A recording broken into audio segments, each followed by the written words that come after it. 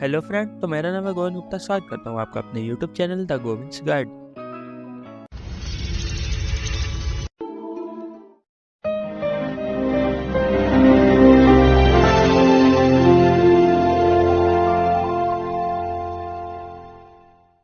तो फ्रेंड, आज की इस वीडियो में हम बात करने वाले हैं कम्युनिकेशन के बारे में। ये क्लास 9-10 का एक बहुत ही इम्पॉर्टेंट टॉपिक है जो कि आईटी स्किल्स में आता है, ठीक है।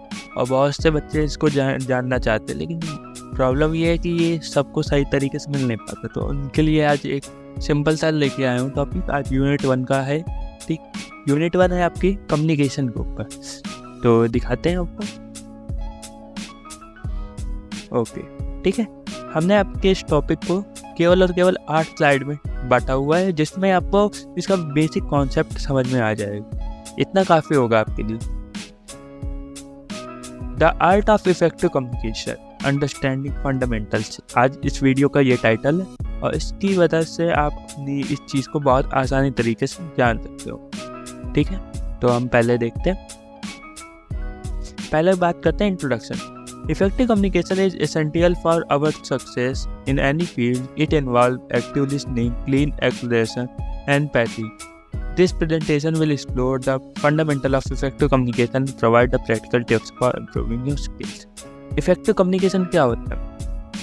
Effective communication एक ऐसी चीज़ है जिसके थ्रू आप चाहे कोई भी फील्ड में हो वहाँ पर सक्सेस पा सकते। एग्जाम्पल के लिए मान लो आप बड़े हुए, आपने इंटरव्यू वगैरह दिया, ठीक है। तो आपने जब इंटरव्यू दोगे तो वहाँ पर आपका कम्युनिकेशन देखा जाता है कि आपका कम्युनिकेशन स्किल है कैसा, ठीक है। अच्छा, नेक्स्ट बात करते हैं। तो कम्युनिकेशन 2 टाइप के होते हैं, वर्बल और नॉन वर्बल। पहले बात करते हैं वर्बल की। वर्बल कम्युनिकेशन क्या होता है? Verbal communication involve spoken word and vocal tones. Means कहने का मतलब क्या होता है कि इसमें क्या होता है कि आपका वर्बल कम्युनिकेशन आपके वोकल टोन पे डिपेंडेंट होता है। मतलब आप बोल कैसे रहे हो। जैसे एग्जांपल के लिए काफ़ी लोगों की वोकल टोन बड़े अजीब होती है न, वो भले ही धीमे बात कर रहे हो, बहुत ही अच्छी तरीके से बात करना चाह रहे, पर उनको जो अगर बोलेंगे तो ऐसा लगेगा माँ वो एकदम बहुत गुस्से में, ठीक है। तो ये वर्बल कम्युनिकेशन में वो सभी चीज़ें आ जाती जो आपको वर्बली इम्प्रूव करते हैं। एज लाइक आपका क्लियरिटी, आप जो बोल रहे हो वो क्लियर है या नहीं। काफ़ी लोग होते हैं जो डाउट में रहते हैं कि हमें क्या है, क्या करना है, ये दिमाग में रहता है। तो उनके लिए भी ये चीज़ अच्छी होती है। अब जैसे मान लो आपको दिमाग में जब तक कोई चीज़ क्लियर नहीं होगी तब तक आप उसको नहीं समझा सकते, ठीक है। दिमाग में पहले क्लियर, अगर आप कोई चीज़ बोलनी है तो पहले दिमाग में क्लियर करो, फिर उसके बाद बोलो। तो वर्बल कम्युनिकेशन हमें यही सिखाता है कि आपको वर्बली इम्प्रूव रखना। इसके लिए आप क्या कर सकते हो, आप नॉर्मली 2-3 वर्ड्स को रोज तैयार कर सकते हो लिख कर, ठीक है। ऐसे करके आप बहुत चीज़ें सीख सकते हो। अच्छा, नेक्स्ट बात करते हैं नॉन वर्बल कम्युनिकेशन की।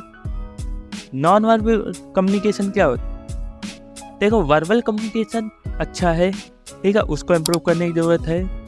लेकिन नॉन वर्बल कम्युनिकेशन उससे ज़्यादा इम्प्रूव करने की ज़रूरत है। देखो, आप कैसे क्या बोल रहे हो, ठीक है, आपका गेजर कैसा है, आई कॉन्टैक्ट कैसा है, पोस्चर कैसा है, ये सबसे ज़्यादा इम्पॉर्टेंट होता है।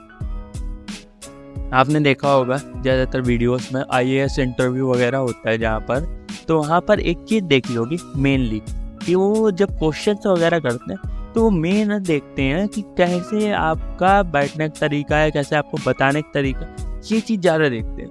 देखो, आई कॉन्टैक्ट फॉलो करना, आप देखो एग्जाम्पल के आई कॉन्टैक्ट फॉलो करने का मतलब ये नहीं कि आप उसको घूरते रहे, जो आपसे कोई क्वेश्चन करे तो उसको बिल्कुल घूर रहे हो, देखो, तो ऐसे में वो थोड़ा अच्छा नहीं लगता ना, ठीक है। तो यहाँ पर वो सभी चीज़ें हैं। जैसे आई कांटेक्ट मेंटेन करने का मतलब ये है कि ऐसा नहीं कि आप वो क्वेश्चन बोल रहे हैं, आप ज़मीन की तरफ देख के पूरे आंसर दिए जा रहे, हल्का फुल्का आई कांटेक्ट मेंटेन करना जरूरी है। दूसरा रहता है पोस्चर, आपको बोलने का तरीका कैसा है। मीन्स आप जब बोल रहे हो तो जैसे आप मान लो कोई भी चीज़ समझाते हैं किसी, जैसे आप मान लो कहीं मेला घूमने गए थे, ठीक है, और फिर उसके बाद आए और फिर उसके बाद अपने फ्रेंड को समझा रहे हो, ठीक है, कि भाई यहाँ गए थे, वहाँ इतना बड़ा आसा था। अब पूरे हैंड मूवमेंट का यूज करोगे ना, ठीक, वही चीज़ आपको करनी है। नॉन वर्बल कम्युनिकेशन में वो सभी चीज़ें आ जाती हैं जो कि वर्बल से कनेक्टेड नहीं है। इसमें ये इससे मतलब नहीं है कि आप क्या वर्ड बोल लो क्या नहीं बोल लो। आपको बोलते टाइम आपके बॉडी मूवमेंट सबसे ज़्यादा इम्पोर्टेंट होती है। ठीक है, ये सब आता है नॉन वर्बल कम्युनिकेशन में। अच्छा, इनको इम्प्रूव करने के तरीके जान लेते हैं। तो सबसे पहले आता है एक्टिव लिसनिंग। देखो, क्लास हो या कहीं पर भी हो, जब तक आप बिल्कुल अच्छे से सुनेंगे तभी आप कोई क्वेश्चन कर पाए। ठीक, और जब तुम सुनोगे नहीं कोई बारे में तो फिर उसके बाद आंसर कैसे।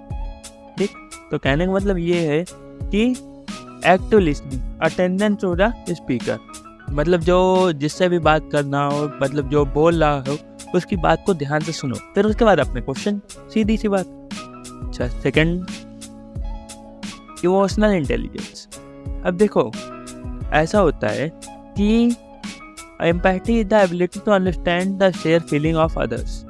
मीन्स कहने का मतलब क्या हो गया कि एम्पैथी एक ऐसी चीज़ है, एक ऐसी एबिलिटी है जिससे आप दूसरे की फीलिंग समझ सकते। अब एग्जाम्पल के लिए, सामने वाले का मूड खराब, एग्जाम्पल के लिए मान लेते हैं, सामने वाले इंसान का मूड खराब है, बहुत तेज गुस्से में, और तुम उससे मजाक कर रहे हो बैठे बैठे, तो उसको और गुस्सा आएगा। उस टाइम भले ही वो बात चाहे जितनी हंसी वाली दिलाने वाली हो, लेकिन उसको गुस्सा है।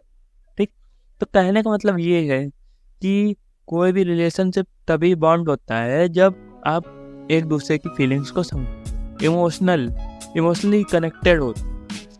आपने देखा होगा, नोटिस किया होगा कि क्लास में टीचर आपको समझाता है, ठीक है, समझा के चला जाता है, कुछ लोगों को समझ में आ जाता है, और मोस्टली ऐसे होते हैं जिनको समझ में आ जाता है लेकिन उनको पूरी तरीके से नहीं समझ में आता। लेकिन वही चीज़ सेम टू सेम, वही टॉपिक उसका कोई फ्रेंड समझाए, ठीक, उनका कोई दोस्त समझाता, और उनको ज़्यादा से ज़्यादा 2 या 3 मिनट लगते हैं, वो पूरा टॉपिक क्लियर हो जाता है।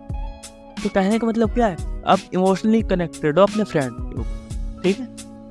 ऐसा नहीं सबके साथ ये होता है, ठीक है, बहुत लोग कनेक्टेड होते हैं, ठीक है, बहुत लोगों के और फ्रेंड्स होते हैं। जैसे एग्जांपल के लिए, आप क्लास में हो, ठीक, आपको कोई टॉपिक समझाया गया, ठीक, और आपने अपने फ्रेंड, आपका फ्रेंड मान लो मिसिंग, आपने किसी दूसरे स्टूडेंट से वो चीज़ समझी, तब भी नहीं समझ में आएगा। क्यों? क्योंकि आप उससे इमोशनली कनेक्टेड नहीं हो।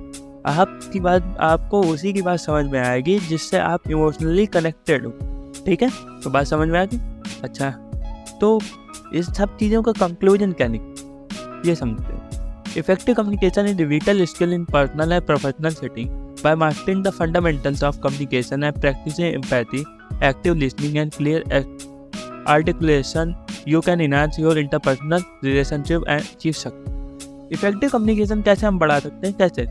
यह एक ऐसी स्किल है जिसको हम मास्टर कर सकते हैं, इसमें बहुत महारत हासिल कर सकते हैं। एम्पैथी मतलब दूसरों की फीलिंग समझने के बाद एक्टिव लिसनिंग इम्प्रूव करके, ठीक है, अपना जो बोल रहे हो उसको क्लियर करके, तो इससे आपकी इंटरपर्सनल रिलेशनशिप्स बहुत ज़्यादा बॉन्ड हो जाती है। और आप एक ऐसे, मतलब आप जब बात करोगी अपने फ्रेंड से या कहीं पर भी बात करोगे तो मोस्ट चांसेस होते हैं ये आपके सक्सेस, ठीक है। तो आज की वीडियो के लिए इतना ही। आई होप आपको वीडियो समझ में आई होगी। जिनको अगर कोई डाउट वगैरह हो तो पूछ लिया करो, हम बता देंगे। आप नॉर्मली कमेंट कर सकते हो, ठीक है। तो मिलते हैं नेक्स्ट वीडियो में, तो के लिए बाय बाय।